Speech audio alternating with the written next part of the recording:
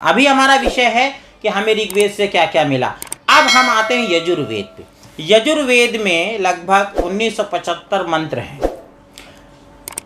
यजुर्वेद में हमें कर्म कांड का ज्ञान मिलता है, 16 संस्कारों का ज्ञान मिलता है। संस्कार कितने हैं? 16 हैं। संस्कारों का वैज्ञानिक महत्व क्या है? संस्कार क्यों करने चाहिए?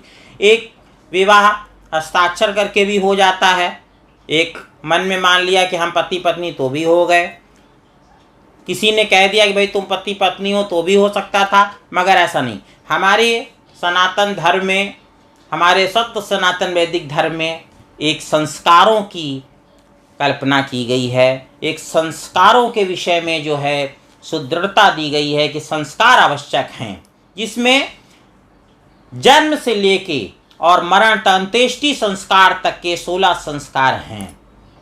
और अगर इसको और डीप में आप विचार करिए तो हमारे 3 संस्कार जो जात कर्म संस्कार के पहले ही हो जाते हैं, जिसमें गर्भाधान संस्कार है। और जो हमारे पहले ही संस्कार हो जाते हैं, जन्म के पहले ही संस्कार हो जाते हैं, और गर्भावस्था में 2 संस्कार, गर्भ धारण करने के पहले ही एक संस्कार कि एक पवित्र आत्मा के आवाहन के लिए जो संस्कार होता है उसको गर्भाधान संस्कार कहते हैं। कभी संस्कारों पर भी एक अलग से चर्चा करेंगे। वेद में तो एक भी विचार ले लीजिए तो उस पर आप घंटों घंटों चर्चा कर सकते हैं। इस विचारों की ऐसी शक्ति है वेद में। और अभी हम जिस विषय पर चर्चा कर रहे हैं उसको आगे बढ़ाते हुए कर्मकांड से आगे बढ़कर हम जाते हैं सामवेद की ओर। सामवेद हमें क्या देता है? संगीत का ज्ञान।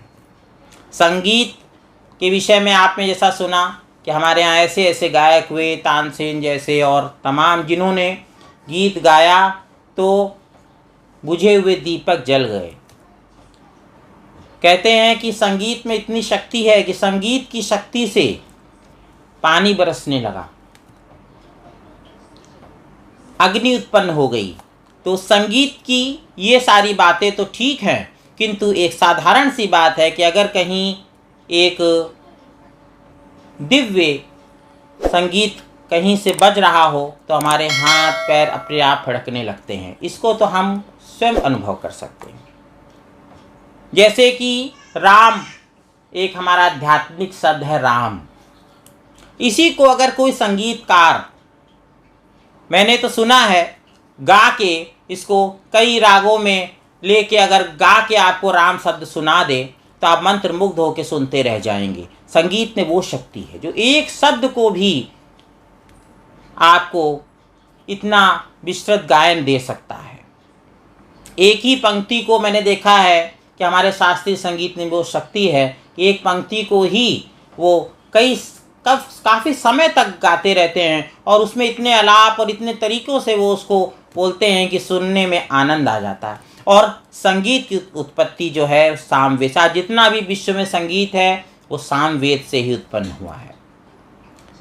तो सामवेद के उपरांत, जिसमें करीब 1600 से 1700 के लगभग मंत्र हैं, जो यजुर्वेद से कम मंत्र, सबसे छोटा वेद सामवेद है। और उसके बाद आता अथर्ववेद, जिसमें हमारे 5 से 6 हज़ार के आसपास ऋचाएँ हैं। और अथर्ववेद हमारा विख्यात है आयुर्वेद के लिए। अथर्ववेद जो है जिससे चिकित्सा विज्ञान के लिए जाना जाता है, जिससे चिकित्सा की बहुत सारी पद्धतियाँ जो है हमारे अथर्ववेद से निकली हैं, जिसमें आयुर्वेद बहुत ज़्यादा प्रमुख है। और ऐसे ऐसे जटिल रोगों के विषय में औषधियों का वर्णन है, जिसमें आज भी रिसर्च हो रहे हैं, शोध हो रहे हैं। बहुत सारी ऐसी औषधियाँ जो हम नहीं समझ पा रहे हैं क्योंकि हमने उसका अध्ययन कम कर दिया, शोध कम कर दिए, जिसके कारण बहुत सारी ऐसी औषधियाँ अथर्ववेद में मिलती हैं कि जिसको हम समझ नहीं पा रहे हैं। या बहुत सारी ऐसी औषधियाँ हैं कि जो जंगलों के कट जाने से विलुप्त हो गई हैं, या और भी कई कारण हो सकते हैं कि जिनके कारण आज हम बहुत सारे असाध्य रोगों तक नहीं पहुंच पा रहे। आज भी शोध की आवश्यकता है कि जिस पर अगर हम शोध करें तो हम बहुत सारी ऐसी चीज़ों के विषय में ज्ञान प्राप्त करेंगे। और अथर्ववेद आज मैंने पिछले वीडियो में आपसे कहा था कि 4 वेदों की आवश्यकता क्यों पड़ी, पंचम वेद क्यों नहीं बना, और है पंचम वेद कहते हैं तो किसे कहते हैं? पंचम वेद हम कहते हैं काव्यात्मक भाषा में महाभारत को कहते हैं, ये हमारा पंचम वेद है, क्योंकि उसमें भगवत गीता जैसा ज्ञान भगवान कृष्ण ने दिया और तमाम प्रकार के ज्ञान हमें महाभारत से मिलते हैं।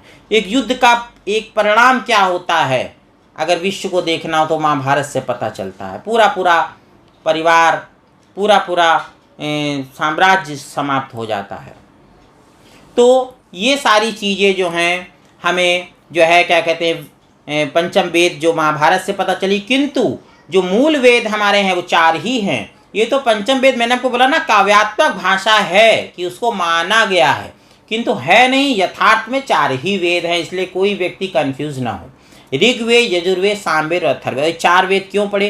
क्योंकि देखिए कहीं ना कहीं चिकित्सा एक बहुत महत्वपूर्ण, ऐसा नहीं कि चिकित्सा संबंधित मंत्र हमें ऋग्वेद में नहीं मिलते, ऋग्वेद में भी मिलते हैं, किंतु यदि हम विस्तार से चिकित्सा के विषय में जानना चाहते हैं तो अथर्ववेद, क्योंकि चिकित्सा एक बहुत ही महत्वपूर्ण विषय है।